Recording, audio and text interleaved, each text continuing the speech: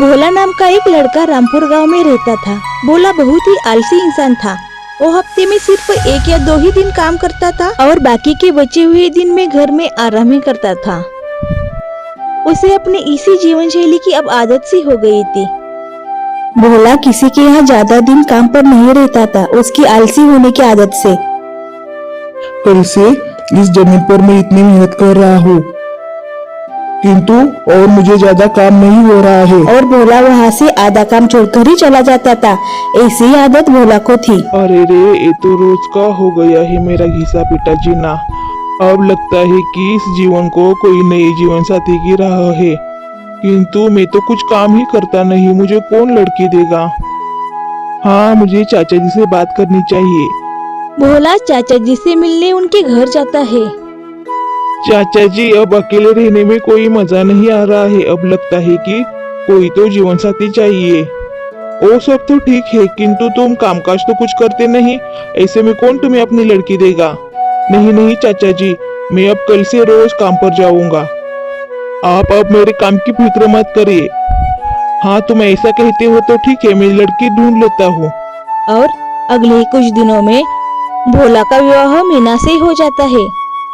पहले कुछ दिन तो अच्छे से बीतते जा रहे थे। मीना अच्छा अच्छा खाना बनाती।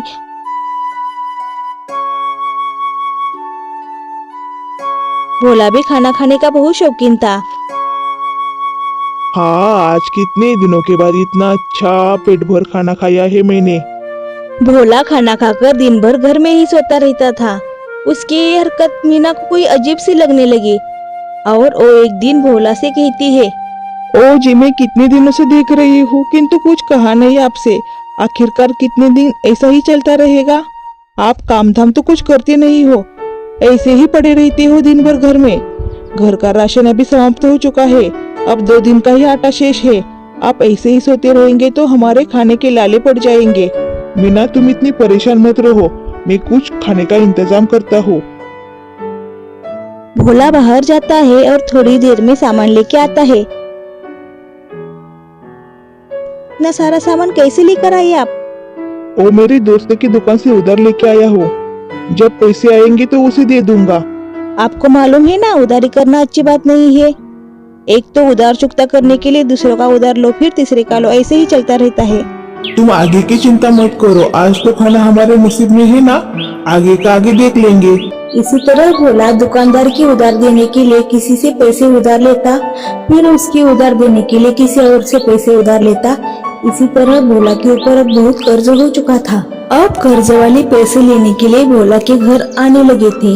मैंने पहले ही आपको कहा था, किसी का उधार मत लो, रोज काम पर जाओ, किंतु आपने तभी मेरी सुनी ना, तो अब मेरी सुन रहे हो। मैं आपकी इस आलसी वृत्ति से तंग आ चुकी हूँ। मैं अभी अपने मायके जा रही हूँ। और मीना, सुनो तो। नहीं नहीं, मुझे कुछ नहीं सुनना, मैं जा रही हूँ। मैं आपसे तंग आ चुकी हूँ। रहो तुम ऐसे सोते ही। मीना मायके चली जाती है। कुछ दिन बाद भोला की जिंदगी फिर पहले तरह ही हो चुकी थी। मीना तो अब वापस आने का नाम ही नहीं ले रही है। अब इस गांव वाले भी मुझे बहुत सताने लगे हैं। हर रोज कोई ना कोई मुझे पैसे मांगने के लिए आ ही जाता है।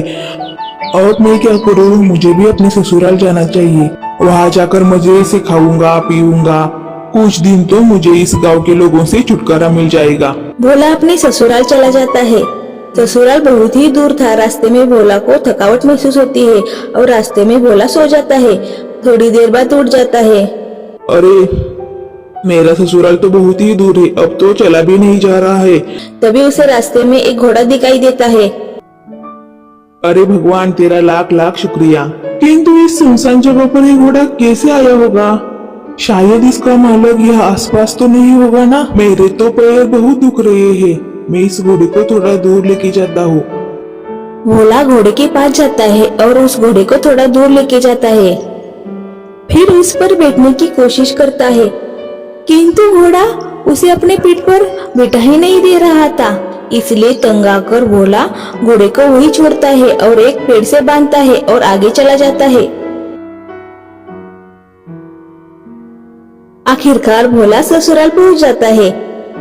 दामाद जी, आप ऐसे अचानक कैसे आ गए? हाँ, आना ही पड़ा। आपकी बेटी तो आने का नाम ही नहीं ले रही थी, सोचा मैं ही जाऊँ ससुराल। हाँ हाँ मीना, तुम रामा जी के खाने पीने का इंतजाम करो, मैं बाहर जाकर आता हूँ। मीना, इतना भी क्या गुस्सा करना है अपने पति के ऊपर? तुम तो मुझसे कुछ बात ही मत करो। तभी बाहर कुछ शोर सुनाई पड़ता है। वो दोनों बाहर आ जाते हैं। मेरा घोड़ा 4 दिनों से कहीं गया है, किसी ने देखा क्या? उसको मैंने अपने संतान की तरह पाला था। ये तो उस घोड़े की बात तो नहीं कर रहा है, शायद वो घोड़ा इसका ही होगा। आप इधर आइए। भोला उस आदमी की तरफ देखता है और कुछ मन ही मन मंत्र जपने का नाटक करता है। मुझे पता है आपका घोड़ा कहाँ है। आपका घोड़ा यहाँ से उत्तर की ओर एक जंगल में पेड़ से बंधा हुआ है। तुम तुरंत वहां जाओ, इससे पहले कोई और आके तुम्हारे घोड़े को ले जाए। और दामाजी, आपको ये कैसे पता? मुझे माथे पर जो भाग्य रेखा होती है उसे पढ़ना आता है। दयालाल जंगल में जाता है और थोड़ा ढूंढने पर उसे वो घोड़ा दिख जाता है। वो भोला का आकर शुक्रिया करता है। अब धीरे धीरे भोला का नाम मशहूर होने लगा था। मीना, तू तो कहती थी कि तेरा पति निकम्मा है, किंतु तेरे पति से होशियार आदमी हमने अभी तक नहीं देखा। अब भोला के पास गांव वाले अपनी परेशानी लेकर आते थे। भोला भी अपना दिमाग लगाकर कुछ मनगढ़ कहानियां उसे बताता और बहुत सारे नुस्खे भी बताता। आए हुए लोग खुश होकर चले जाते थे। तभी एक दिन गांव के जमींदार के घर चोरी हो गई। अरे, मैं तो लुट गया, मेरा सारा धन चोरी हो गया। अब मैं क्या करूं? मालिक, मैंने सुना है कि इस गांव में भोला नाम का कोई ज्योतिष आया है। उसे आदमी का चेहरा देखकर सब पता चल जाता है। ऐसी बात है तो उसे तुरंत यहाँ बुलाकर लाओ। नौकर भोला के पास जाते हैं और भोला को लेकर आते हैं। ए देखो भोला, मेरे घर में कल रात बहुत बड़ी चोरी हो गई है। अब तुम्हें पता लगाना है कि मेरा सारा पैसा, मेरा धन, मेरी जन्मों की कमाई कहाँ है। क्या तुम इस सब का पता लगा पाओगे? हाँ हाँ हाँ हाँ जी, मैं थोड़ा बहुत ज्योतिष के बारे में जानता हूँ। पर ठीक है, आप मुझे एक दिन का समय दे दीजिए। ठीक है, तुम कल इसी वक्त आकर मुझे बताओ। और मुझसे कोई चालाकी करने की कोशिश मत करना, नहीं तो मुझसे बुरा कोई नहीं होगा, याद रखना। भोला घर जाता है। आप कुछ ज्यादा ही परेशान दिख रहे हो, क्या बात है? कुछ नहीं, मुझे थोड़ा अकेले रहने दो। तभी भोला की नजर अपनी पत्नी के गले पर जाती है। मीना ने आज बहुत ही कीमती हार पहना हुआ था। मीना, 1 मिनट इधर आओ। ये हार तो असली लग रहा है। हाँ, असली है। किंतु इतने सारे पैसे तो हमारे पास नहीं है। तुमने ये हार कहाँ से लाया? ये हार अभी थोड़ी देर में पहले मेरी सहेली के घर गई थी तो उसने पहना था। मुझे ये हार बहुत पसंद आया, इसलिए मैंने उसे कहा कुछ दिन मैं पहनती हूँ फिर उसे वापस देती हूँ, और मैं वहाँ से लेकर आई हूँ। ठीक है। वैसे तुम्हारी सहेलियाँ बहुत अमीर घर की है क्या? नहीं नहीं, वो तो बहुत ही गरीब है। मुझे भी ये हार देखकर बहुत आश्चर्य हुआ। इतना कीमती हार वो खरीद नहीं सकते थे, किंतु ठीक है, वो अपने 2 वक्त का खाना भी मुश्किल से जुटा पाते हैं। किंतु आज मैं उनके घर गई तो कुछ अजीब ही माहौल था उनके घर में आज। कहीं गांव के जमींदार के घर चोरी हुई है। इसकी सहेली के घर वाले ने तो नहीं की। ये दोनों का कनेक्शन तो नहीं हो सकता। तुम्हारी सहेली के घर में किसी का कुछ रिश्ता है क्या जमींदार के साथ? हाँ, उसकी माँ जमींदार के यहाँ काम करने के लिए जाती है। अब भोला का शक यकीन में बदल गया। रात में भोला उसके घर के बाहर जाता है और वही खड़ा हो जाता है। तभी रात में उनके घर से कुछ खोदने की आवाज आ रही थी। तभी भोला ने सुना, सारा धन अच्छे से जमीन के नीचे छिपा कर रखो और गांव का सारा माहौल शांत हो जाने के बाद हम इसे गांव के बाहर जाकर इसे बेचेंगे। तब तक गांव का सारा माहौल शांत हो जाएगा, किसी को कोई भी खबर नहीं लगनी चाहिए। भोला अंदर जाता है। ज्योतिष बाबा, आप? मुझे सब पता है, मैं अभी के अभी सारी जानकारी जमींदार को देने जा रहा हूँ। वो डर जाते हैं।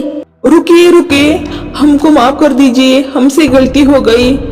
मैंने लालच में आकर मालिक के घर चोरी की, किंतु आप उनको कुछ मत बताइए, नहीं तो हमको जान से मार देंगे। ठीक है, फिर मैं कहता हूँ ऐसा करो। तुमने जो भी चोरी किया हुआ माल है, तुम गांव के बाहर एक बड़ा बरगद का पेड़ है, उसी के नीचे छिपाओ। ठीक है, वो सारा धन बरगद के पेड़ के नीचे छिपाते हैं। अगले दिन जमींदार के पास भोला जाता है। भोला जमींदार को पैसे का पता बताता है। उनके नौकर वहां जाते हैं और खुदाई करते हैं। वही वो पैसा और धन मिल जाता है। जमींदार भोला के ऊपर बहुत खुश होता है। भोला, आज तुम्हारी वजह से मेरे जीवन की पूंजी मुझे वापस मिल गई है। आज से तुम मेरे साथ यहाँ मेरे बंगले पर ही रहोगे, वो भी तुम्हारे पूरे फैमिली के साथ। तुम्हारा सारा खर्चा मैं उठाऊंगा। तुम्हें कभी किसी बात की चीज की कमी नहीं पड़ने दूंगा। नहीं मालिक, ये मेरा ससुराल है, मुझे मेरे गांव जाना होगा, वहाँ मेरा घर है। ठीक है। जमींदार भोला को बहुत सारा धन और पैसा देता है। भोला मीना के साथ गांव जाता है और सबके उधार लिए हुए पैसे उसे वापस करता है। अब बचे हुए पैसों पर अपनी आगे की जिंदगी भोला और मीना मजे से गुजारते हैं।